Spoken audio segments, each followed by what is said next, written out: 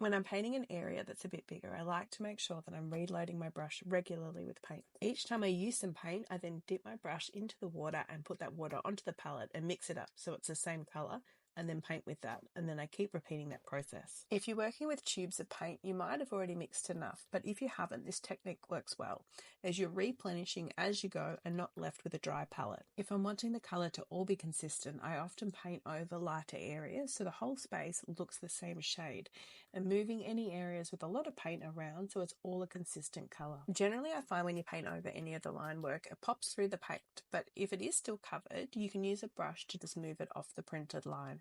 Once you've painted a whole space in, you can move the paint around to make sure it's all even.